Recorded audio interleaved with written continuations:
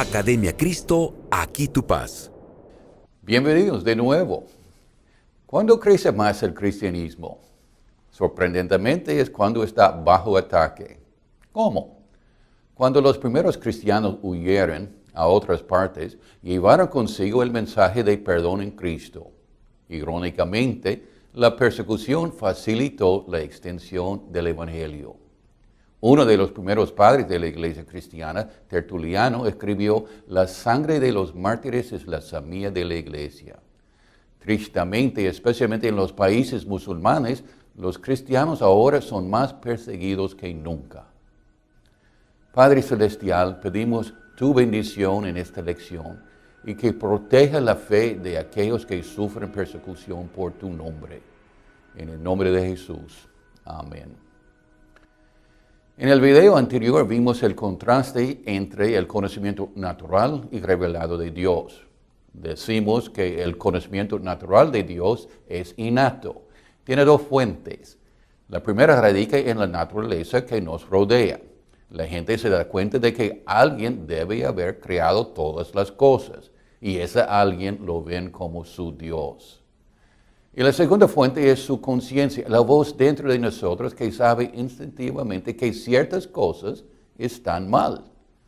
Su conciencia les dice que son culpables ante su Dios y que deben hacer algo para enmendarse. El conocimiento natural no puede decirnos quién es el verdadero Dios o qué ha hecho para salvarnos. Solo la Biblia, el conocimiento revelado de Dios, revela esto. Aprender lo que la Biblia enseña acerca de nuestra salvación es el propósito principal de estas lecciones. Entonces, repasando, los 27 libros del Nuevo Testamento fueron escritos originalmente en el idioma griego, el lenguaje universal en ese entonces. Los primeros capítulos de estos 4 libros hablan del nacimiento de Jesús. Los capítulos intermedios describen el ministerio público que desempeñó desde los 30 años hasta su muerte a los 33 años. Y los últimos capítulos hablan de su muerte, que se conmemora el Viernes Santo. Estos últimos capítulos también mencionan su resurrección en el tercer día, que se celebra el domingo de Pascua, y su ascensión al cielo 40 días después.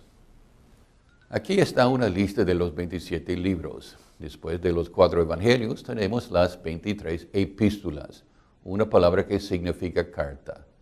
La primera de las epístolas es el libro de los Hechos. Escrito por San Lucas, habla del establecimiento y crecimiento de la iglesia cristiana primitiva. Después de los Hechos, vienen 13 epístolas escritas por San Pablo, el escritor más prolífico del Nuevo Testamento. Las primeras de sus epístolas fueron escritas a comunidades en ciudades donde él había establecido congregaciones durante sus 3 viajes misioneros. Después de sus cartas a las congregaciones, hay 2 cartas a Timoteo, uno de los compañeros misioneros de Pablo, y una carta a Tito, otro compañero misionero. Y finalmente una breve carta para Filimón, el dueño de un esclavo fugitivo. Por favor, note que el orden de los libros en el Nuevo Testamento no es el mismo en que fueron escritos. Los 4 evangelios, por ejemplo, fueron escritos después que las epístolas. Y la primera epístola escrita no fue Hechos, sino la carta de Pablo a los Gálatas. Este siguiente bloque de epístolas, resaltados en rojo, se llaman las epístolas generales.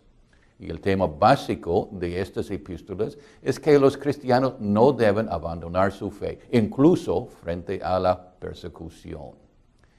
Y el último libro del Nuevo Testamento es el Apocalipsis, escrito por San Juan cuando ya era un hombre anciano, alrededor del año 95 de nuestra era. El libro de Apocalipsis, en un estilo altamente simbólico, consuela a los cristianos en medio de una feroz persecución. Habla de la victoria final que la iglesia cristiana tendrá sobre todos sus enemigos. Y una nota final: 3 cosas facilitaron la difusión del Evangelio en la iglesia cristiana primitiva. La primera, la persecución por los romanos. En general, los romanos eran tolerantes de las demás religiones. Puesto que el cristianismo hablaba de Cristo como rey, esto fue interpretado como un desafío al emperador romano y por eso el cristianismo fue perseguido. Pero cuando los cristianos huyeron, llevaron consigo el evangelio. Y la segunda cosa, que es, todo el mundo hablaba griego debido a la influencia de Alejandro Magno. Cuando San Pablo viajó a otras tierras, la comunicación no fue un problema, porque todos hablaban griego. Y el tercer factor fue el sistema de carreteras y seguridad de los mares que se produjo mientras Roma gobernaba el mundo. Esto facilitó los viajes misioneros de San Pablo. Irónicamente, aunque Roma odiaba el cristianismo, en muchos sentidos, los romanos facilitaron su difusión. Muchas bendiciones.